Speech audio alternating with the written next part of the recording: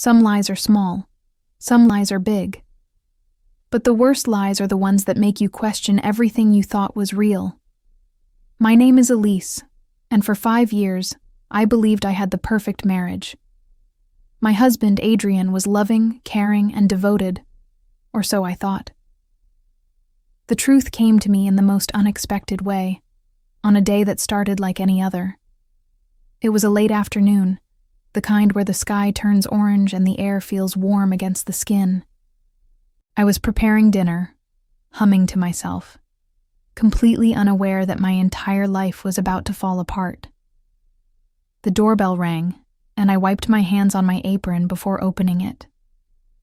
Standing there was a woman I had never seen before, her face lined with exhaustion, 2 small children clinging to her sides. There was a strange look in her eyes, something between pity and sadness. She asked if Adrian was home. The way she said his name made my stomach tighten. I asked who she was, and what she said next shattered everything. She was his wife. The words barely registered at first. A cold numbness spread through me as she pulled out her phone and showed me pictures. Pictures of Adrian with her, holding their child, standing in front of a house I had never seen before. I stared at them, my heart pounding against my ribs, trying to find an explanation. But there was none. The truth was staring me in the face. I don't remember how the conversation ended. I don't even remember closing the door. I only recall sitting at the dining table, staring at the meal I had just made, my hands resting motionless in my lap. My mind was a battlefield of memories, moments replaying with a new, sickening clarity. The business trips, the sudden changes in schedule, the unanswered calls. Every excuse he had ever given now seemed like a carefully constructed piece of a much bigger deception. When Adrian came home that night, he acted normal, as if nothing had changed, but everything had. He kissed my forehead absent-mindedly, murmured something about a long day at work. I watched him for a moment, studied the way he moved, the way he carried himself. It felt like looking at a stranger. When I finally confronted him, I saw the shift in his expression, the way his face drained of color, the hesitation in his breath. And then just like that, the truth unraveled. He didn't deny it. He didn't even try. He sat down and admitted everything, as if he were confessing something far less monstrous. He had been living a double life for years, carefully dividing his time between 2 women, 2 homes, 2 completely separate realities. He had convinced himself that he could love both, that he could keep the balance forever. But balance is a fragile thing. It takes only a single misstep for everything to collapse. I felt hollow as I listened. The betrayal was not just about another woman. It was about the years I had given him, the trust, the shared dreams. It was about the person I thought I knew and the cruel realization that I had never really known him at all. Had I ever truly mattered to him?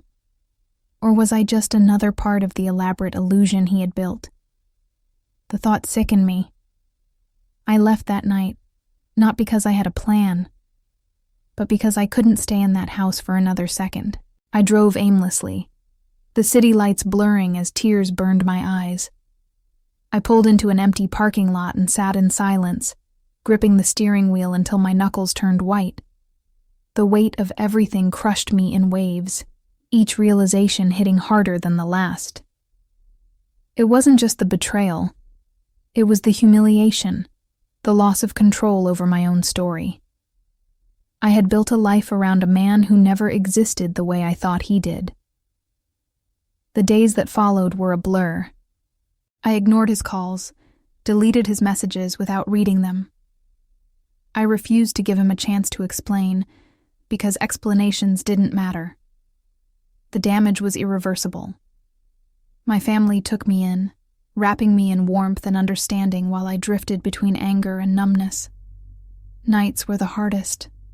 Sleep was impossible, and when I did close my eyes, I saw his face, heard his voice, relived the moment my world had shattered. The divorce was swift.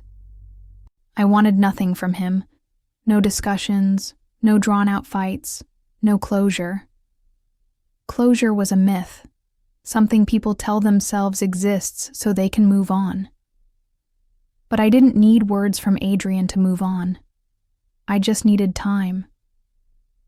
The process of healing was slow, filled with long walks in empty parks, sleepless nights, and quiet moments of reflection where I tried to remember who I was before him. Months passed, then years. The pain dulled, but never fully disappeared. Betrayal like that leaves scars that time cannot erase. I rebuilt my life piece by piece, learning how to trust again, how to exist without constantly questioning reality. Occasionally, I wondered about the other woman. Had she forgiven him? Had she stayed? Did she convince herself that he could change? Or had she walked away too? I never reached out to her. I didn't need to know. I never saw Adrian again. I don't know where he is, what became of him, or if he ever regretted what he did. But every now and then, when I pass by the street where we once lived, I feel a faint echo of the woman I used to be. A woman who believed in fairy tales, who thought love meant safety, who never imagined that the person she trusted most would be the one to destroy her. And then I remind myself that some betrayals don't just break your heart. They change who you are forever. Did you like today's story? So, leave your like and subscribe to continue watching the channel's videos. Until the next story.